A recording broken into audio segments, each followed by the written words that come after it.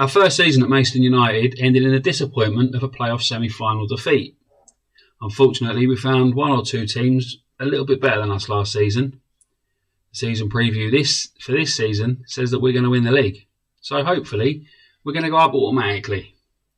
And, as you can see, I've got a new camera. So, you can see the grey hairs, the double chin, and the wrinkles a little bit more. It's nice for you, isn't it?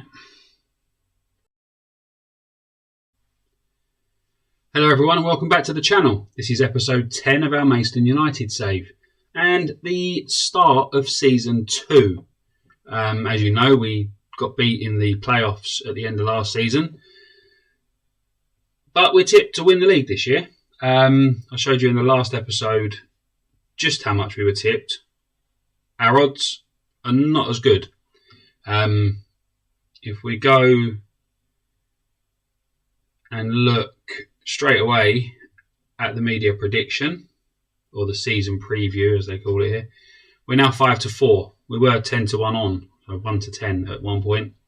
Weymouth have climbed right up. They were down here somewhere last time. But we're still tipped to win the league. There has been movement in the transfer market. Transfer history. Joe Elul, or Elol, or whatever. I never said it right and I haven't got to say it again. He went to Eastleigh on a free transfer. He was out of contract anyway, so he was on a non-contract. So they offered him a contract and he went, which was expected. But we have brought in plenty of players to build the squad and improve the squad. I think we done those 3 in the last episode. So Patrick Zito is the first one I'll show you. He came in on a free transfer. Central defender, no nonsense centre back. Lots of potential ability. He's only 19 years old. Was an Aston Villa youth player. So been around Premier Division squad. And hopefully will be a decent addition. Jack Byrne. We'll call him Jack Byrne. He is an inverted winger. Can play anywhere along, like in the attack or the central midfield. Another one, 3.5 star current ability, but another one whose potential ability takes him to 5 stars. 20 years old and started his career at Notts County and has been at Liverpool. So another one who was released from a Premier Division club. Coming in, Sam Hill has come in on loan from Bristol Rovers. He is a left back, but can also play on the right. Another one with a lot of ability. He was at Bristol Rovers, like I said. Played for Melksham and Boreham Wood. Last season, he made 5 appearances for Boreham Wood in the Vanarama National. So he's dropped down a division for us this season, and he will be our starting left back. And James Carragher comes in on loan from Wigan Athletic. Central defender. He's awkward on the right, but can cover there if need be. He's only 5'11", so his heading ability 11 and his jump reach is 11. So he may be a little bit susceptible in the air, but he's very determined, got good leadership and decent other attributes as well. He's at Wigan, yet to make a senior appearance for him. But they're extra additions to the squad and will probably Carragher, Hill, Byrne, probably all 4 of those will start. I think I've got them in the starting lineup for the first game of the season. Regan Booty is our new captain, but he will miss the opening day of the season because he's got food poisoning. He's out for another 2 to 4 days with treatment for food poisoning. Apparently he suffered it in training as well. It says there, suffered in training. We did look at getting new contracts for some players, but some of them wanted stupid money. Jerome Bingham-Williams, he was on a non-contract with us all last season. He's wanted by Chelmsford. He's had a couple of offers come in for him, and he's rejected them. But he wanted something like £850 a week, and I'm not going to pay that. He isn't that good, to be fair. He's 27 years old now, so he's not really going to get any better. He was okay for us last season, but he's not worth £850 a week. The other one was Jamie Bradley Green, who he was excellent for us last season, but he wanted about £1,000 a week, £950 a week, and he wanted to be like important player, strengthened. I think it was the midfield he wanted strengthened, maybe the defence. So not offering him a contract. So there's a chance we've got a few players that are on non-contract. Sam Corn, Jamie Bradley Green, Jerome Bingham-Williams are on non-contracts. And Dominic Odesanya is on a non-contract as well. So any of those four players could go at any time, really. But I think we've got enough cover in the squad to keep us going. And with that, let's have a look at the team, and we're going to get the season underway for us. Like I said, Regan Booty is not there.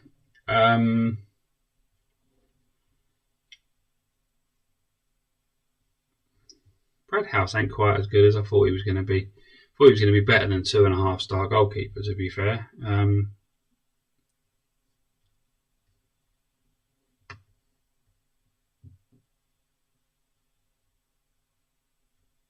Eddie Beach is the same. We're going to start with House. We'll start with House in goal. So we've got Brad House in goal, Luke Trotman, James Carragher, Patrick Vito and Sam Hill will be along the defensive line. Michael Phillips and Sam Corn, with Adam Lovett, who I showed you previously. He'll be making his debut as a ball-winning midfielder. Byrne is playing as an inverted winger. Rory Deacon over on the left and Jack Barham up front. It was a tough call, actually, between Barham and McGlynn. If I can click on him. McGlynn, the 19-year-old Scottish under-18 international, who come from Burnley. He's got that he signed for us that season, but he didn't. He came at the end of the season. But he looks a very good prospect, and there's going to be competition, I think, between Barham and McGlynn for that starting place. But Barham was unbelievable last season. So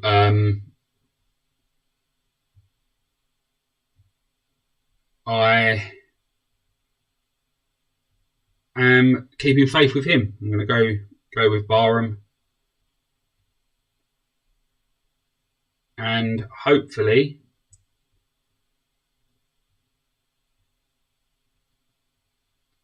that will be. Hopefully he will score the goals that can fire us to promotion this season.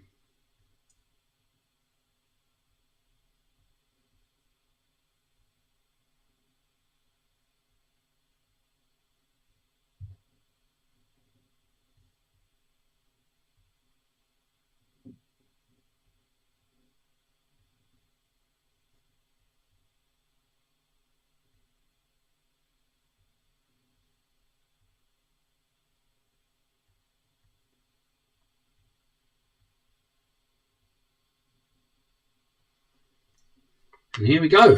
First game of the season underway against Truro, who are a newly promoted side into the National League South and a tip to go straight back down, or at least struggle. So hopefully if all goes well, we should be winning this game quite comfortably.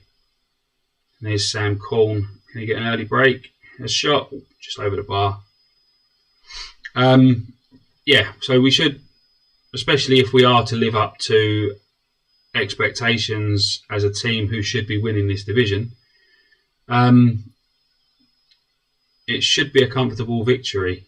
Anything less than a comfortable victory, we might have to start asking questions about whether or not we are actually good enough. But there's the ball through. Ben plays it in, and Barham, with his first goal of the season, and the goal machine from last season has taken 10 minutes of the second season to get himself on the score sheet. Rory Deacon, lovely pass through to Ben. Ben brings it back. Barham literally just taps it in at the near post.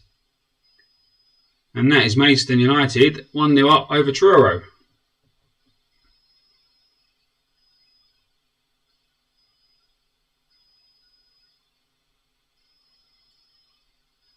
Poor pass from Corn, but their defence can't really deal with it.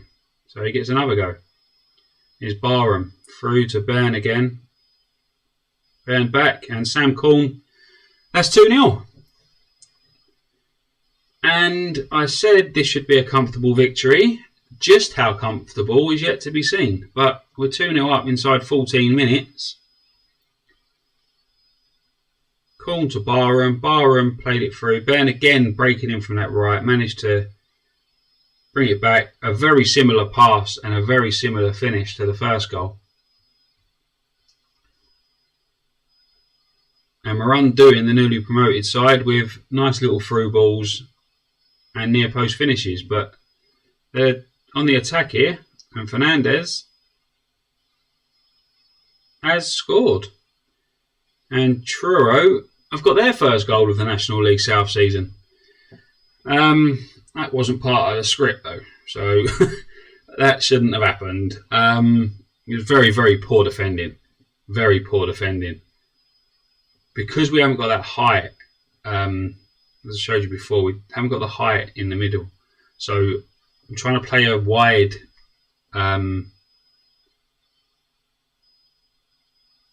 defensive line to try and force teams.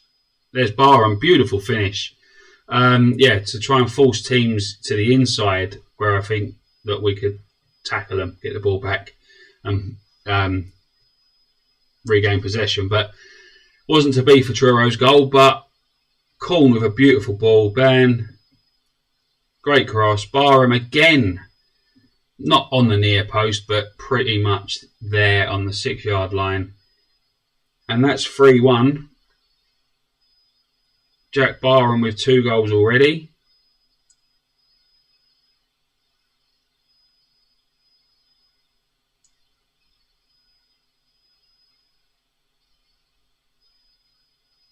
But Truro are trying to make a fight of this.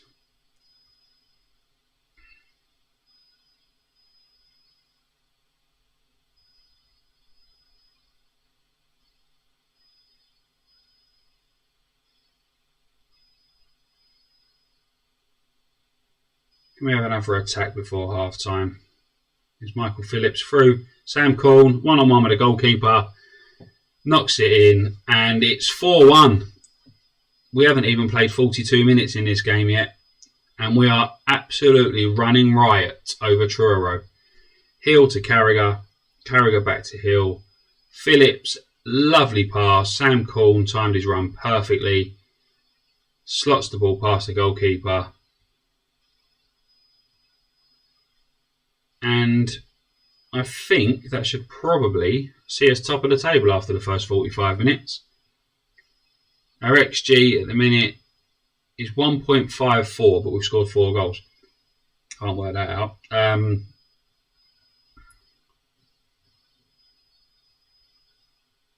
Patrick Zito isn't used to the pressing intensity being asked of him today. Well, he'd better get used to it, because that's how we play. We've got a few players under the 7 rating. Love it in midfield. To be honest, I haven't really seen him do anything Hill on the left hasn't really done anything either, and neither is Trotman on the right, which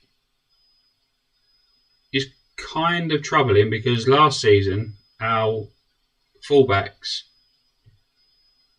were getting forward a little bit more.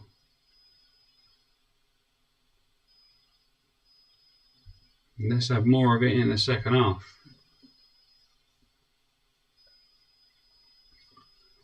I want to give Barham the chance for his hat-trick before I take him off and have a look at the new boy. There's Barham with a cross. He'll have another go at it. Bang, back to Corn. Corn hits the woodwork. And Corn could have had a hat-trick there. But he's hit the woodwork. And as the time starts to approach the hour mark, I think I'm going to make a couple of substitutions here. We're going to keep Corn on, but we're going to put him on the right hand side and play him as a ball winner. In the box to box, to be honest, I haven't actually got any midfielders. Got Bradley Green, who can play as a defensive. So yeah, if we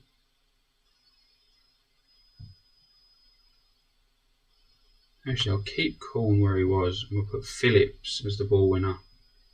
Take Lovett off because he's been quite poor. 6.5. He's uninterested, and that doesn't fill me with much confidence considering it's his debut. We've got to keep Barham on, give him a chance for that second goal.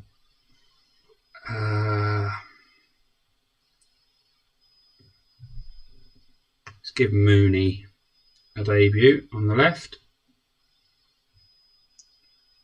He plays just as a normal winger. And we'll save our last change.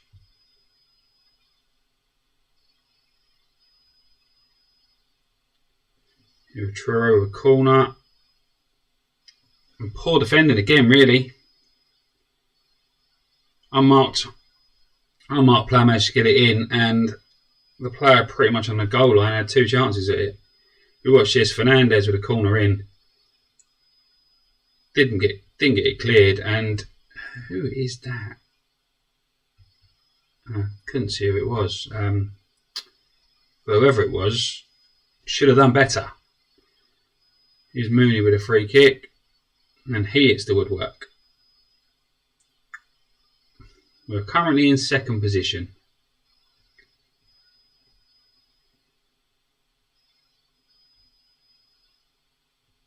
I think I'm just going to leave the team as it is. Won't worry about any substitutions. We'll have a look at the new striker in the next game. There's Bradley Green with a great shot.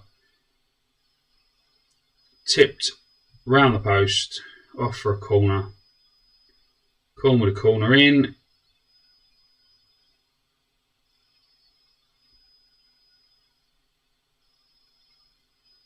Mooney's cross, too deep for everyone. There's been good points and bad points in this game. I'm a little bit concerned about us defensively. Better teams may tear us apart. And considering we're tipped to win this division, our defending wasn't up to much. Maybe I have to change the standard line a little bit. Our fullbacks were quite poor. Didn't really see them at all. It's just our central defensive pair were okay, but I saw mistakes. So we will tell them it was good. Nice work. So opening day victory.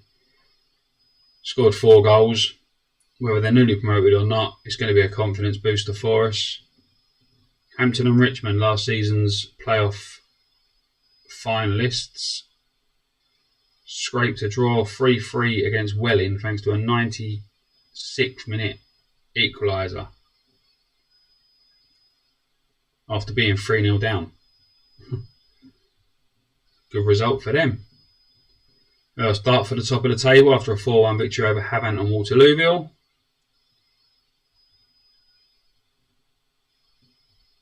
Weymouth have lost 2-0 at home to Billericay. And who was the other side that came down from the National League? Dover. They've lost 2-0 away to Chelmsford. But as first days of the season go, I'm pretty happy with that. Second in the table. Dartford at the top, Dorking, Billericay, Braintree. Are they the teams? Dartford, Dorking. Yeah, Braintree and Billericay. And Billericay are tipped to finish down near the bottom. But Dartford, Dorking, Dulwich Hamlet and Weymouth are the teams that are tipped to do well. So if we go and have a look at our schedule, we get a few matches played this season. And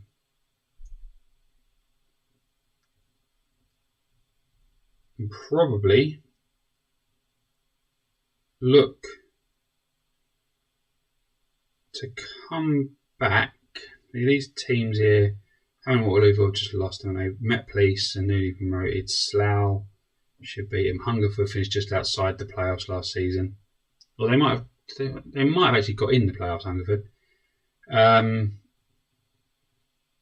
So we get a little bit of the season played. If anything of interest happens between now and when I'm planning on coming back, because I'm thinking there, Billericay and Hampton and Richmond, the two teams that we faced in the playoffs at the end of last season. So it'd be a good way to come back and just see how far we have come, because we scraped past Billericay thanks to a late goal in extra time, and Hampton and Richmond beat us 3 times last season. So it'd be a good judge of where we're going with this team. Now, like I said, if any of these teams are a brilliant run between now and like Hemel Hempstead or Dartford, as you see, Dartford at the top. So if Dartford can stay on the top, I may do Dartford and Billericay in the next episode, and then Hampton and Braintree, or depending on who we get in the FA Cup, and then do 2 back-to-back episodes. But anyway, we'll sort that out as and when we get to it. As for now, I'm just happy to start the season with a win, and we can start to think of the lofty heights of the National League Premier, because that's where we're hoping to be by the end of this season. A long way to go yet, though. Thank you very much for watching. If you enjoyed that episode, please do leave a like, comment below, subscribe to the channel, and I will see you again next time. Bye-bye.